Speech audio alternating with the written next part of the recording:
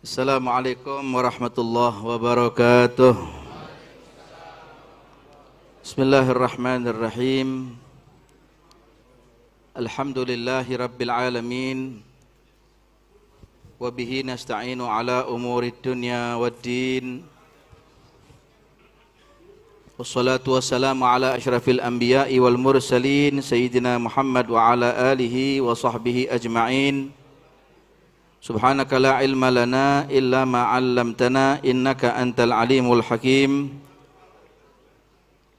Rabbi shrah li sadri wa yassir li amri wahlul 'uqdatan min lisani yafqahu qawli. Amin Allahumma amin. Para habaib, para kiai, para alim ulama, para masyayikhun al-kiram, ikhwan, akhwat yang dimuliakan oleh Allah, para santri dari Pondok Pesantren Rubat Al-Amin, fatahallahu alaikum futuhal arifin. Saya alhamdulillah di tempat ini bisa hadir tahun ini di Pondok Pesantren Rubat Al-Amin dalam keadaan insyaallah mudah-mudahan bisa istiqamah, bisa ngambil barokah dari pondok pesantren ini dengan kehadiran banyak dari para habaib, dari anak-anak guru kita Al-Habib Thahir bin Abdullah bin Ahmad Al-Kaf. Alhamdulillah, ikhwan yang dimuliakan Allah, seorang santri diperintahkan oleh kiainya untuk naik panggung ya harus nurut. Apapun yang terjadi namanya santri, kalau disuruh kiainya sentikoda dawuh. Namanya seorang santri disuruh manjat kelapa, suruh naik kelapa ya harus nurut apa kata kiainya. Jangan santri yang mengatakan kula mboten wantun kiai, monggo kiai mawon sing minggah kelapa menika, naik saja ke atas kelapa sana, saya yang di bawah. Jadi kiainya suruh penean, santrinya yang di bawah. Intinya adalah imtithalul amr khairun min sulukil adab. Ikhwani yang dimuliakan Allah Subhanahu wa taala, di dalam rangkaian pembacaan Maulid riwayat hidup Nabi Muhammad sallallahu alaihi wasallam tadi disebutkan bahwa gadat al-hikmatul azaliyah kulli galbin tamakkana minal iman annahu idza dzukira hadzal habibul ma'sum wa illa walla sami' bi dzikrihi tahishruhu. Kalau kita ini sebut namanya Nabi Muhammad sallallahu alaihi wasallam, maka jiwa kita ini ikut bangkit dan ikut merasakan rasa cinta kita kepada Nabi Muhammad. Rasa yang dimiliki cintanya oleh orang-orang salihin itu waktu terhadap Nabi Muhammad kita ikut merasakan. Habib Ali membuat ini maulid, mentaklif, bukan mentaklif ya. Habib Ali mengimla. Habib Ali ini mengimla, bukan mentaklif. Beda antara taklif dengan imla. Kalau taklif mengarang, tapi kalau imla beliau mendiktekan. Apa yang turun daripada ilhamnya Allah Ta'ala kepada benak beliau, beliau ilhamkan dan ditulis oleh santri-santrinya dan murid-muridnya di 3 hadis. Ini kemudian kita pun demikian. Imam Busiri dalam burdahnya, Imam Hariri di dalam kitab Syaraful Anamnya, Syekh Abdurrahman Ad-Daiba'i dalam kitab Maulid Daiba'nya, Maulid Azab, Dawaul Ma'lul, Dhiyaul Lami'. Ini semua tujuannya adalah supaya kita ini dikenalkan, anak-anak kita dikenalkan. Maka saya teringat dengan pesan almarhum guru saya, Sayyidil Alim Al-Habib Thahir bin Abdullah bin Ahmad Al-Kaf, bahwa maulid ini adalah atau haul, diselenggarakan apapun itu haul, itu merupakan madrasah buat anak-anak kita. Kalau anak-anak kita tidak dituntun untuk ke acara-acara seperti ini, maka anak-anak kita mungkin 10 tahun yang akan datang nggak ada majelis maulid. Mungkin 10 tahun yang akan datang nggak ada majelis haul. Ini termasuk madrasah buat kita. Karena itu ikhwani yang dimuliakan Allah Subhanahu wa taala, Al-Habib Ali bin Muhammad Al-Habsyi dalam beberapa untaian kalam Al-Habib Ali bin Muhammad Al-Habsyi, beliau mengatakan begini. Pernah satu kali waktu disebutkan dakhal Sayyidina Umar ibn al-Khattab, riwayat. Ada riwayat mengatakan pernah satu kali waktu Sayyidina Umar ibn al-Khattab radhiyallahu anhu wa ardhah, pernah satu kali waktu beliau dakhal ala habibikum Muhammad. Beliau datang ke rumah Rasulullah. Fawajadahu muttaji'an ala hasir. Ketika itu Nabi Muhammad tengah tidur ada di atas tikar. Tikar yang kasar. Laisa bainahu wa bainahu syai'. Tikar itu biasanya kemudian dia lemei, atau tikar itu kemudian dia berikan kain supaya orang yang tidur di atas tikar tersebut tidak terasa gatal.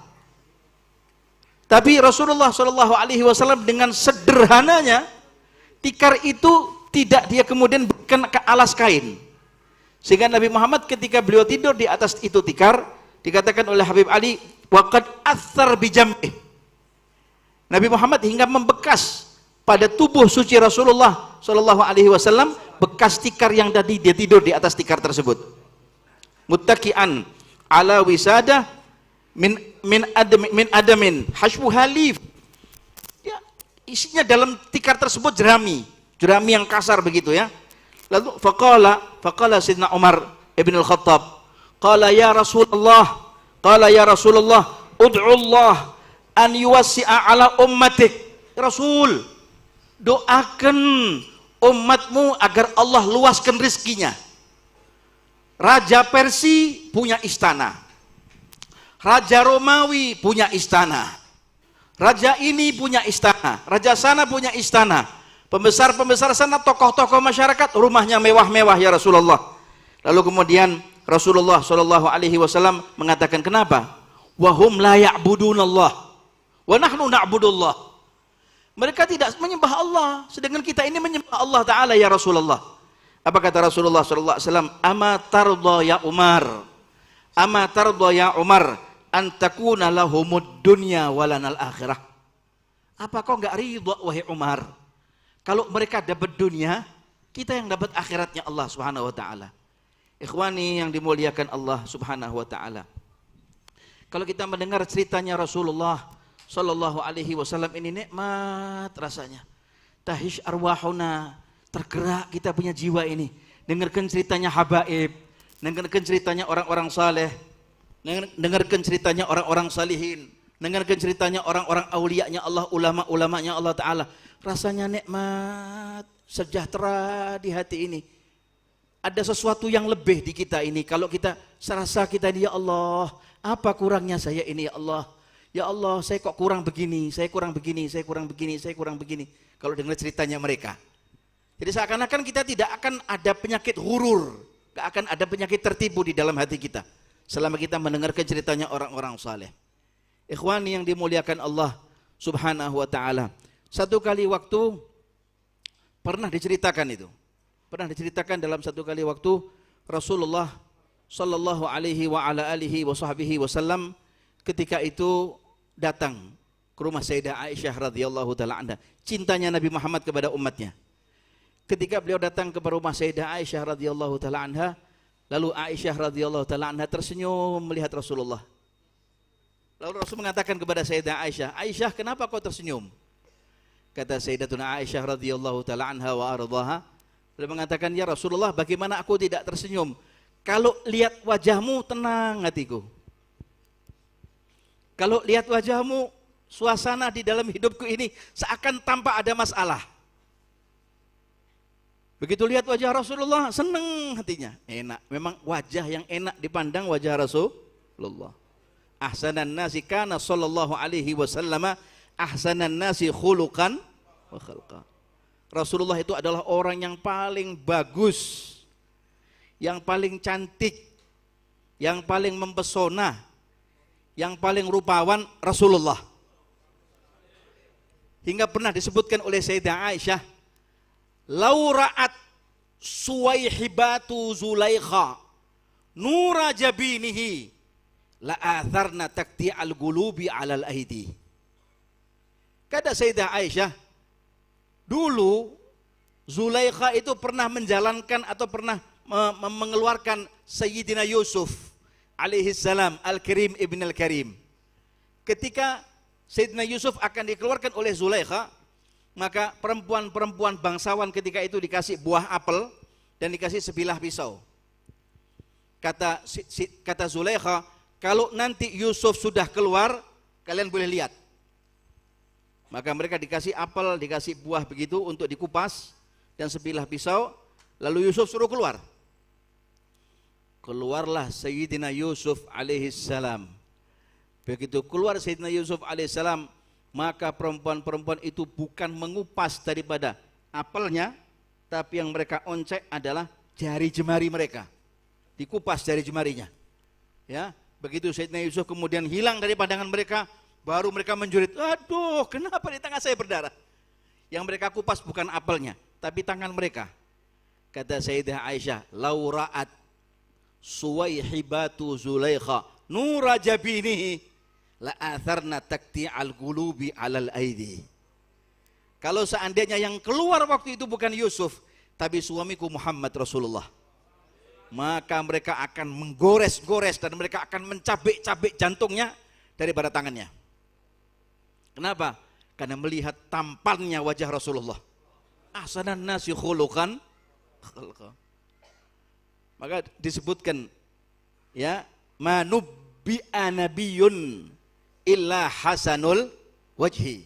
Tidaklah seorang nabi itu diangkat oleh Allah menjadi nabi kekasih Allah kecuali wajahnya itu ganteng. Wa hasanus saut, suaranya juga bagus. Nggak ada nabi, subhanallah ya, zaman sekarang kan banyak nabi-nabi palsu begini nih, brengosen dan lain sebagainya. Mau minum teh saja itu langsung keluarkan daripada kumis yang ditarik dulu begini baru minum. Ada. Maka wajib kita tidak percaya kalau ada nabi zaman sekarang. Dan ya Allah, ikhwan yang dimuliakan oleh Allah Subhanahu wa taala, zaman ini adalah zaman penuh dengan fitnah. Maka deketi Nabi Muhammad. Kalau orang sudah dekat sama Nabi Muhammad sallallahu alaihi wasallam, insyaallah selamat, akidah kita ini selamat. Akidah ini kita bawa sampai kita bertemu loh dengan Allah taala. Maka ketika Sayyidah Aisyah radhiyallahu taala anha melihat wajah Rasulullah, senang wajah Sayyidah Aisyah. Kata Sayyidah Aisyah, "Ya Rasulullah, ata'dzanuli an atluba syai'a." Rasul, saya mau minta sesuatu boleh enggak? Silakan, enggak apa-apa. Utlubi. Apa minta apa? Kata Rasulullah, "Ya Rasulullah, ud'uli." Doakan aku ya Rasulullah, doakan aku. Aku minta doa dari engkau. Baik, amin ya, kata Rasulullah. Amin. Apa? Allahumma ighfir li Aisyah ma taqaddama min dhanbiha wa ma ta'akhkhar wa ma asarrat wa ma a'lanat. Amin, amin, amin. Saking senengnya Siti Aisyah, hatta saqata ra'suha min hijriha. Saking senengnya itu Siti Aisyah sampai dia jatuhkan kepalanya tanpa sadar ke pangkuan Rasulullah. Saking senengnya, tertawa, senyum, bahagia. Kata Rasulullah, "Atafrahina ya Aisyah?" Seneng ya Rasulullah. Bagaimana enggak seneng? Doamu tuh digabulkan sama Allah Subhanahu wa taala. Ya Aisyah, wallahi la du'ai hadza li ummati fi kulli shalah. Aisyah, tahu enggak? Doa aku ini aku panjatkan kepada Allah taala untuk umatku setiap kali habis salat. Ya ikhwan yang dimuliakan oleh Allah Subhanahu wa taala, cintanya Nabi Muhammad sallallahu alaihi wasallam kepada kita, walau kita belum lahir, Rasul sudah cinta sama kita. Sejatinya orang tua itu akan cinta sama anaknya kalau anaknya sudah lahir. Baru orang tuanya cinta sama anaknya karena anaknya sudah lahir. Tapi tidak dengan Rasulullah. Walau kita belum lahir, Nabi sudah cinta sama kita. Karena itulah ikhwan yang dimuliakan oleh Allah Subhanahu wa taala, bayyidu wajhal habib sallallahu alaihi wasallam, senangkan wajahnya Rasulullah, bahagiakan wajahnya Rasulullah. Habib Ali Habsyi ketika mau bikin Maulid Simtud Durar, dia datang ke Madinah. Dia datang ke Madinah bersama dengan Al-Habib Hasan bin Ahmad Al-Idrus. Ketika dia datang ke Madinah, dia ziarah Nabi Muhammad. Begitu dia ada di Hadratus Syarifah Rasul sallallahu alaihi wasallam, tiba-tiba ta'akhkhara Al-Habib Ali Habsyi. Mundur ke belakang Habib Ali Habsyi. Kata Habib Hasan bin Ahmad Al-Idrus, "Habib Ali, kenapa kau ini? Kenapa wahai Ali? Kenapa ini?" Kalau katanya, "Saya melihat satu sosok di depan saya ini. Ya, sosok itu menjadi nur, keluar cahaya hatta yatajassad. Nur itu tatajassad, menjadi satu jasad, satu sosok begitu. Akhirnya kemudian jasad itu mengatakan, "Ama tardha ya Ali anna a'malak wa a'mala ashabik makbulah." Mau ndak Ali, kalau amalmu sama amal semua sahabat-sahabatmu diterima oleh Allah Subhanahu wa taala. Mau ya Rasulullah. Tapi apa yang terjadi pada diri Al-Habib Ali Habsyi? Dia bertemu dengan Nabi Muhammad, orang-orang aulianya Allah taala bertemu dengan Nabi Muhammad sallallahu alaihi wasallam, tidak serta-merta mereka kemudian meninggalkan sunnahnya Rasulullah, tidak.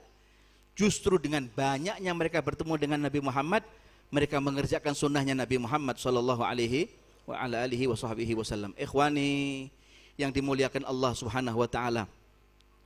Yang lebih penting daripada ini semuanya, apabila kita ingin mendapatkan cintanya Nabi Muhammad sallallahu alaihi wasallam, bahagiakan ibu kita. Bakti sama orang tua. Bakti sama abah dan ibu, terutama ibu. Orang tidak mungkin bahagia di dunia kecuali dia bakti sama ibunya. Bahagiakan ibunya. Bikin senang ibunya. Kita pulang ke rumah, masuk rumah, cium tangan ibu itu. Cium tangan abahnya, ibunya.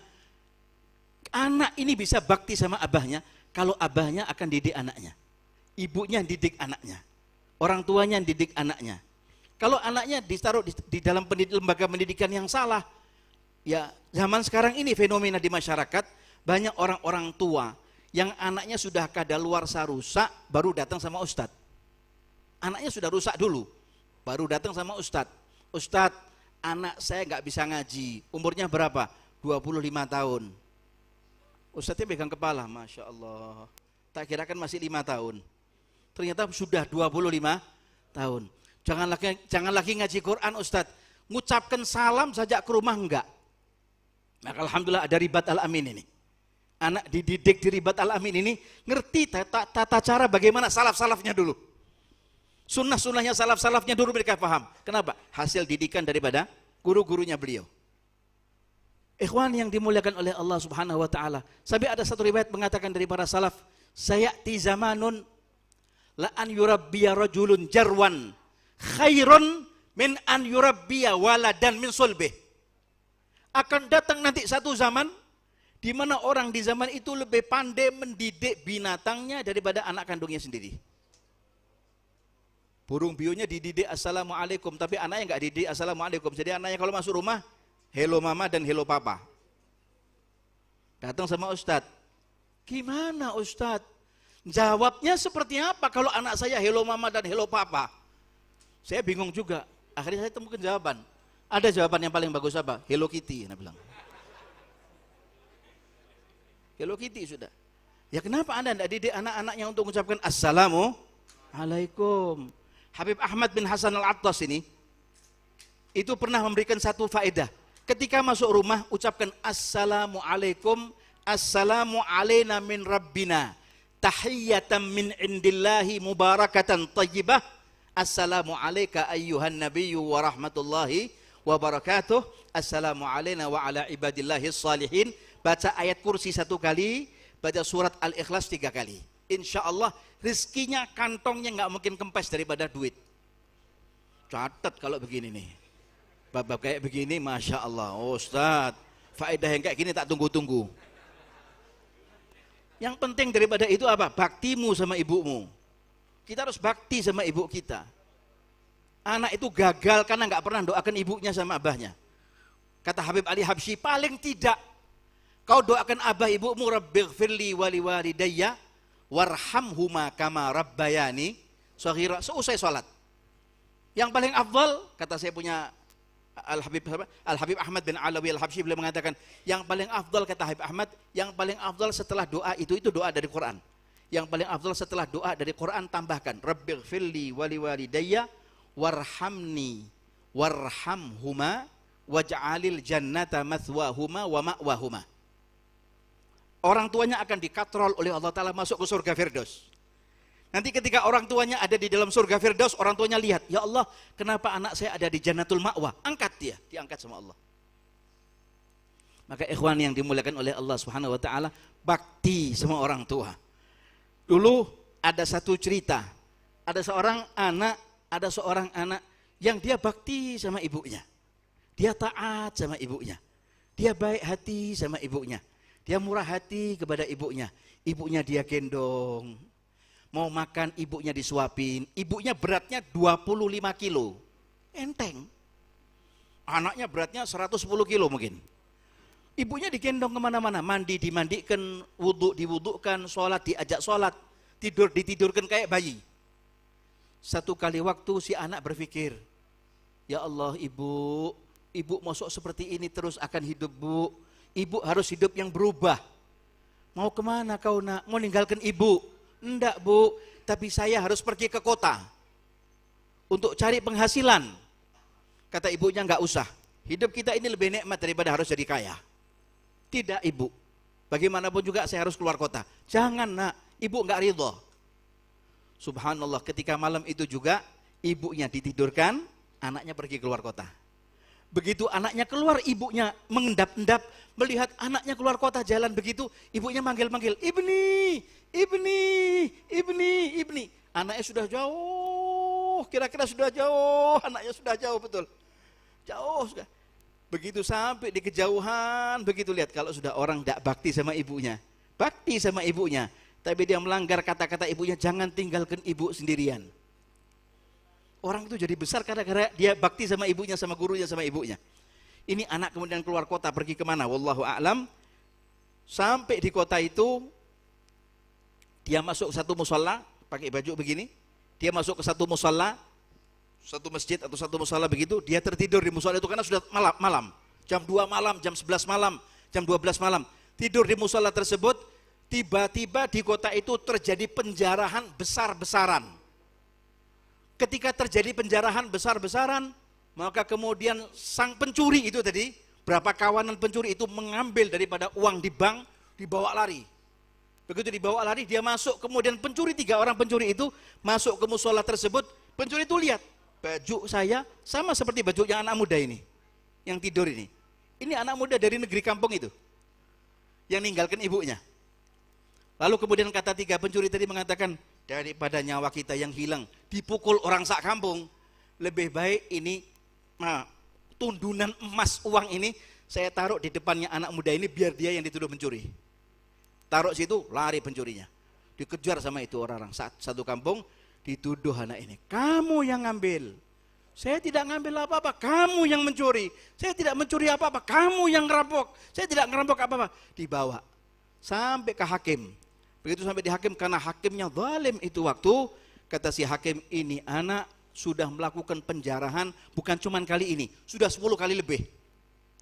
Lebih baik potong saja tangannya, potong kakinya, potong lidahnya, potong telinganya, karena zalim.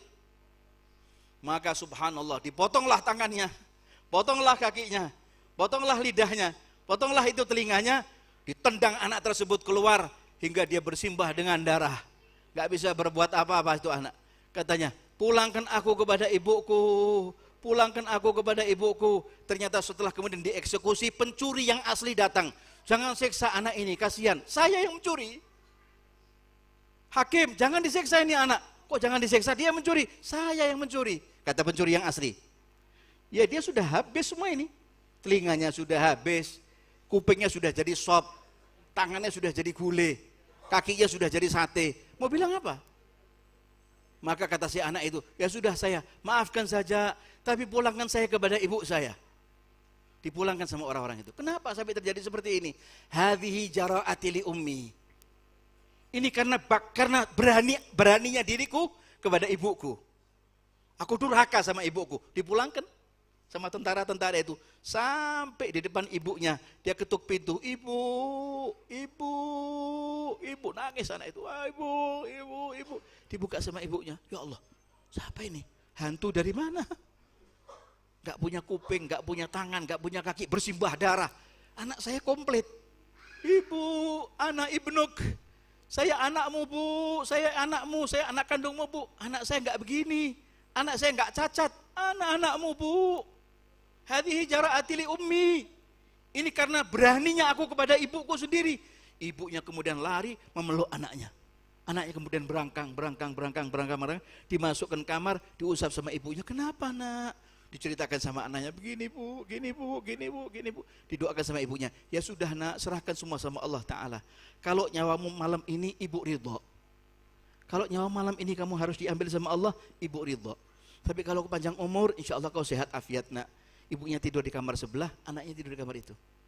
subuh adzan la ilaha illallah, adzan subuh, anaknya bangun sholat subuh sama ibunya jamaah.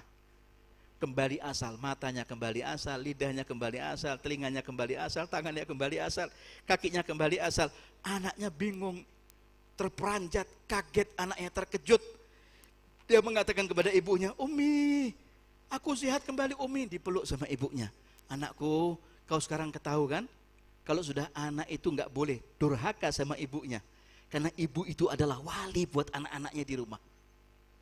Ikhwan yang dimuliakan oleh Allah Subhanahu wa ta'ala. Sampai terakhir ini diceritakan dari beberapa cerita yang ada, orang-orang salihin pada zaman dahulu itu, kalau dia tidur ketika ibunya sakit, tidur itu dia di kaki ibunya. Jadi kalau ibunya ingin mengharapkan sesuatu atau ingin minta sesuatu, tinggal dia sentuhkan kakinya itu di kepalanya, kepala anaknya. Maka anaknya kemudian bangun dan akan memberikan sesuatu kepada ibunya. Sampai begitu kepada ibunya. Maka ikhwan yang dimuliakan oleh Allah Subhanahu wa taala, mudah-mudahan lewat mimbar Maulid ini insyaallah kita tidak hanya mengenalkan cerita, tidak hanya kita kemudian mendengarkan kisah saja tanpa ada praktek kita di rumah kita, tapi bawa hadiah yang besar ini, Maulid Nabi Muhammad sallallahu alaihi wasallam. Jadikan hati kita ini cinta sama Nabi Muhammad. Jadikan anak-anak kita itu cinta sama Nabi Muhammad. Coba periksa HP-nya anak-anak kita. Apakah anak-anak kita sudah mengenal Nabi Muhammad apa enggak? Siapa nasabnya Nabi Muhammad sallallahu alaihi wasallam? Sayyiduna Muhammad bin Abdullah bin Abdul Muttalib sampai ke atas. Kenal enggak anak-anak kita dengan Rasulullah sallallahu alaihi wa ala alihi wasahbihi wasallam? Semoga Allah taala mudah-mudahan menyiratkan selimut pengampunan kepada kita. Allah taala ampunkan segala dosa-dosa kita dan Allah jadikan insyaallah Ribat Al-Amin ini adalah mercusuarnya Ahlus Sunnah wal Jamaah yang akan insyaallah mengentaskan dari para murid-muridnya dan para anak didiknya insyaallah menjadi ulama amilin, aulia salihin, adqiya sulaha nujaba ya rabbal alamin. Jadikanlah orang-orang yang keluar daripada pondok pesantren ini ya Rabb adalah anak-anak yang saleh dan salihah, anak-anak yang bakti kepada kedua orang tuanya. Ya rabbal alamin, ya akramal akramin wa ya ajwadal ajwadin. Bijahika ya Rabb wa bijahi sayyidil mursalin wa khulafaihir rasyidin ya rabbal alamin. Kami cinta datang ke tempat ini karena kami cinta kepada Nabi Muhammad. Kami cinta dengan Nabi Muhammad. Kami ingin bertemu dengan Nabi Muhammad. Kami ingin bersalaman dengan tangan harum bau tangan Nabi Muhammad. Kami ingin memeluk Nabi Muhammad sallallahu alaihi wasallam. Kami ingin ya Rabb berpelukan dengan Rasulullah sallallahu alaihi wa ala alihi wasallam. Seperti sebagaimana dahulu ada salah seorang sahabat Nabi Muhammad ketika dia menikahkan anaknya, karena sahabat ini adalah orang miskin, maka dia undang beberapa orang-orang di kampungnya. Tidak ada yang datang. Semua enggak ada yang datang. Semua sifat kuping. Mereka semua kemudian tidak menoleh kepada sahabat ini karena dia orang miskin, enggak punya uang, dia fakir, dia orang enggak punya, jatuh papa, enggak punya apa-apa, hingga akhirnya kemudian sahabat ini hanya gigit jari. Anaknya kemudian mengatakan kepada abahnya, Abah jangan sedih, walau enggak ada yang datang, tetap Allah Ta'ala ridha sama Abah, Rasulullah ridha sama Abah sahabatnya Rasulullah. Enggak lama Nabi Muhammad datang. Rasulullah datang dengan tongkatnya. Datang Rasul dengan senyumnya, Rasulullah mengatakan, si Abah begitu lihat pancaran wajah Nabi Muhammad, dijemputnya Rasulullah sallallahu alaihi wasallam, dia peluk Rasulullah sallallahu alaihi wasallam, dia gandeng tangan Nabi Muhammad, dia dudukkan Rasulullah di tempat tidur anaknya yang sangat sederhana. Dia katakan, ya Muhammad, kalau saya undang orang satu dunia sekalipun tidak ada yang datang, hanya engkau yang datang cukup buat aku ya Rasulullah. Rasul mengatakan, sabarkan, aku yang datang dan aku membawa rahmatnya Allah Ta'ala untuk anakmu. Ikhwan yang dimuliakan oleh Allah Ta'ala, kita saat ini menghadirkan Nabi Muhammad, maka kita minta kalau ada acara maulid jangan ada yang merokok, jangan ada yang kemudian kita berkata kotor atau berkata kasar atau berkata keras. Hormati Nabi Muhammad SAW. Mudah-mudahan insya Allah kita akan dapat syafaatnya Rasulullah SAW. Ya Allah, sempurnakanlah iman kami, sempurnakanlah akidah kami, jadikan hati kami tertambat cinta, penuh rasa cinta kepada Nabi Muhammad SAW dan para sahabat Nabi Muhammad, ahli bait Nabi Muhammad SAW. Ya Allah, jadikanlah kaki kami, tangan kami, mata kami, lidah kami, telinga kami, semua jawarih kami dan hati kami ya Rabb ada nama Nabi Muhammad SAW. Ya Rabb, jadikan rumah tangga kami rumah tangga yang sakinah, mawaddah, warahmah, dan jadikan keluarga kami adalah keluarga yang punya adab dengan adab an-nabawiyah, Qur'aniyah, Mustafawiyah, Muhammadiyah ya Rabbal Alamin, ya akramal akramin wa ya ajwadal ajwadin. Dan jadikanlah pondok pesantren Ribat Al-Amin ini ya Rabb adalah ribat yang membanggakan hati Nabi Muhammad sallallahu alaihi wasallam. Tidaklah kau bangkitkan dari majlis yang mulia ini ya Rabb, terkecuali kau ampunkan segala dosa-dosa kami, kau maafkan segala kesalahan-kesalahan kami, dan kami jadikan ya Rabb hamba-hambamu yang saleh di hadapanmu dan di hadapan Nabi Muhammad sallallahu alaihi wasallam. Mudah-mudahan Rasul sallallahu alaihi wasallam akan sempat dan akan melayakkan kita untuk mendapatkan syafaat Rasulullah kelak di hari kiamat insyaallah, dan dapat menatap wajah Nabi Muhammad wa huwa radin anna wa huwa radin anna wa huwa radin anna fi khairin wa latin wa afiyah ala hadhihi niyyah wa ala kulli niyatin salihah jami'ah syamilah min khairatid dunya wa na'imil akhirah wa ala man wahada biha salafuna salihun wa ila hadratin nabi sayyidina Muhammad sallallahu alaihi wasallam bi sirri asraril Fatihah. Ista'in ihdinas siratal mustaqim siratal ladzina an'amta 'alaihim ghairil maghdubi 'alaihim waladdallin amin. Rabbana taqabbal minna innaka antas samiul alim wa tub 'alaina innaka antat tawwabur rahim. Wa sallallahu ala sayyidina Muhammad wa ala alihi wa sahbihi wa sallam. Walhamdulillahi rabbil alamin. Wallahul muwaffiq ila aqwamit thoriq. Assalamualaikum warahmatullahi wabarakatuh.